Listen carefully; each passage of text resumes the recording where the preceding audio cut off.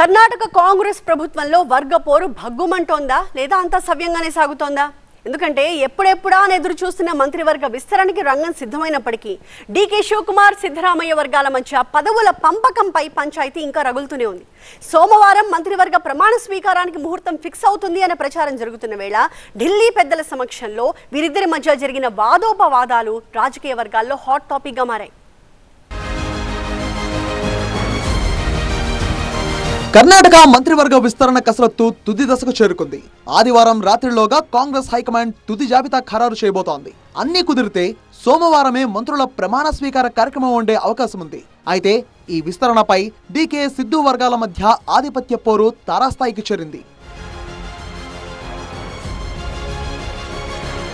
SC, ST, OBC, minority వర్గాలకు మంత్రివర్గంలో సింహభాగం కేటాయించాలని సిద్ధు వర్గం గట్టిగా వాదిస్తోంది. సామాజిక న్యాయమే ప్రాతిపదికగా జాబితా ఉండాలని సిద్ధరామయ్య పట్టుబడుతున్నారు.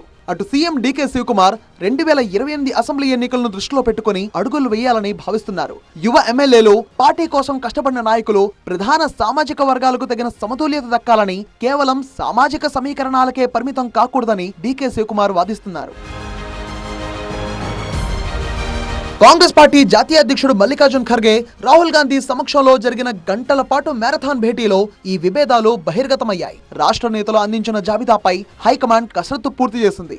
మేము పరీక్ష రాశాం, ఫలితాల కోసం ఎదురు చూస్తున్నాం అంటూ Karnataka PCC chief DK Hariprasad comment చేశారు. పంచాంగం, ముహూర్తాలు చూశాకే సీఎం శివకుమార్ ప్రమాణ స్వీకార సమయాన్ని ఖరారు చేస్తారని హరిప్రసాద్ తెలిపారు.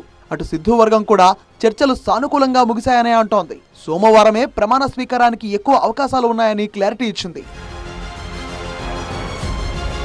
కర్ణాటక మంత్రిమండలిలో సీఎంతో కలిపి మొత్తం 34 మంది మంత్రులు ఉండే అవకాశం ఉంది. ప్రస్తుతం 14 మంది మాత్రమే మంత్రులు ఉండగా మరో 20 స్థానాలు ఖాళీగా ఉన్నాయి. చాలా కాలంగా ఈ పదవులు ఖాళీగా ఉండడంతో కాంగ్రెస్ ఎమ్మెల్యేలు ఢిల్లీ నుంచి బెంగళూరు వరకు తీవ్ర స్థాయిలో లాబింగ్ నడిపిస్తున్నారు. కేబినెట్ విస్తరణతో పాటు శాసనసభ స్పీకర్, మండలి చైర్మన్, చీఫ్ విప్ పదవులు, అలాగే మండలిలో 5 నామినేటెడ్ స్థానాల భర్తీపై కూడా హైకమాండ్ దృష్టి పెట్టింది. మంత్రి పదవుల భర్తీలో కులాల వారీగా సమతుల్యత సాధించడం ఒక ఎత్తైతే డీకే సిద్ధు వర్గాల మధ్య సర్దుబాటు చేయడం హైకమాండ్ కు కత్తి మీద సాములా మారింది. ఆదివారం రాత్రి వెలువడే తుది జాబితా ఏ వర్గానికి ఊరటనిస్తుంది, ఎవరికి నిరాశ మిగులుస్తుంది అనేది వేచి చూడాలి.